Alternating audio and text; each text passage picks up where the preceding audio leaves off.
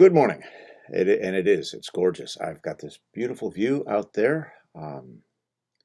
It's snowing. So, some people, they don't like the snow, so they want to go off to California. I love the snow. So here's a little hornpipe. We'll play it at a reasonable speed first, and let you see the fingers. So we'll be goodbye.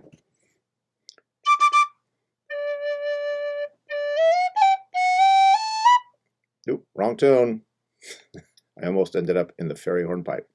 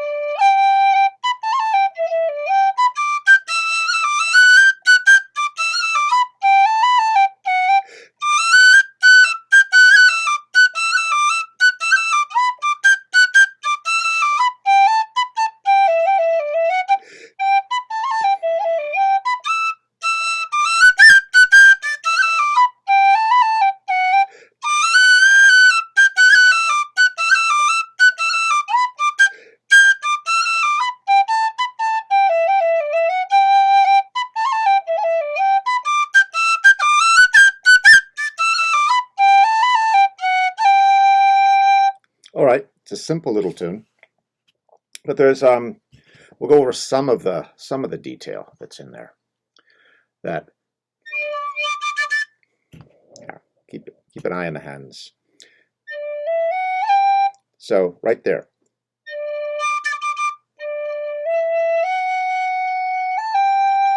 So that's a grace note. The whistle has a very narrow dynamic range, which means that this note can't be played really softly. The difference between soft and loud is not very much. And dynamics is a very important feature in music. So this is a way of, whistle's not behaving well today. It's a way of calling attention to a note, making it a little bit more important perhaps than the others.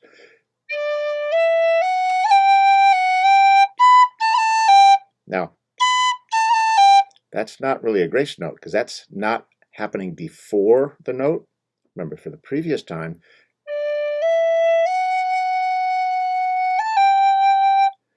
the grace note's happening before the actual note. So I'm hitting.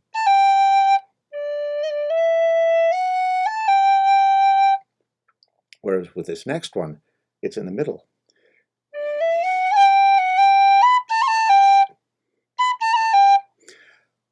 So that's putting a cut in the middle of the note, but it's happening as, you could think of it as a grace note if you wish, but it's in the middle of the note, so that's a different thing. And there's going to be a bit of that later. So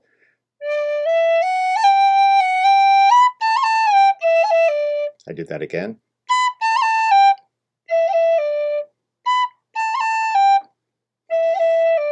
This is the finger that was moving there. Now, exactly which finger you use for a grace note doesn't really matter. It does in the sense that each finger will give you a slightly different sound, but if you want to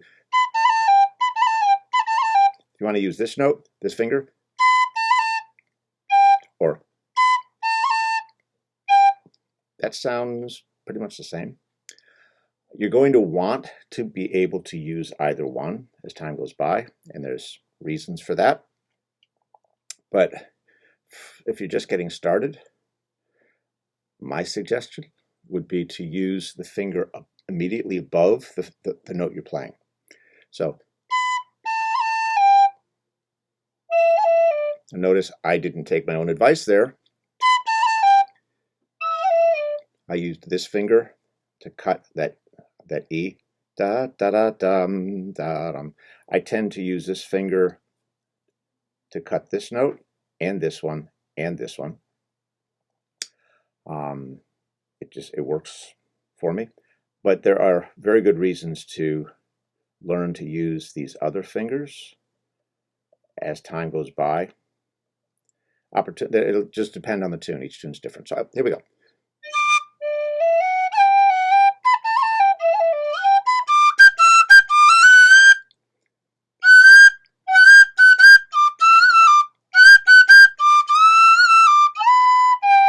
I probably overdo that, but I like it.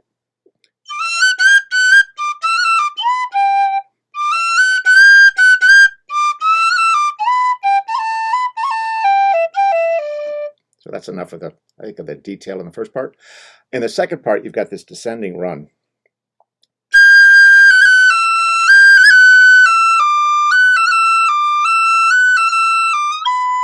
So that's a really good opportunity to practice these cuts.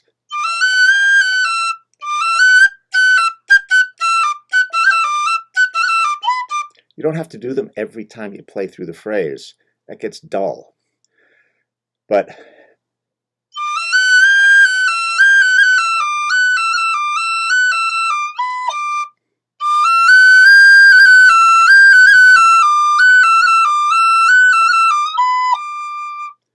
so I'll slow it down.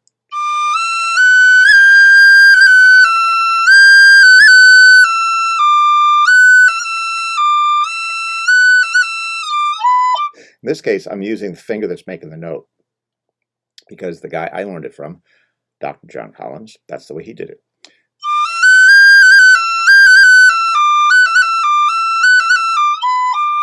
And it's a different sound than cutting from above. In the end, you get to do it the way you want to. But in order to do it the way you want to, you need to be able to learn different ways of doing it. So one different way of doing it is to cut from above.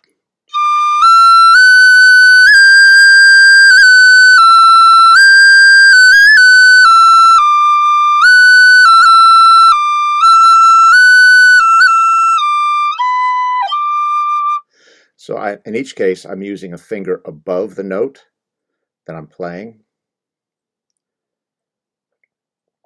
Or you can use the finger that's playing the note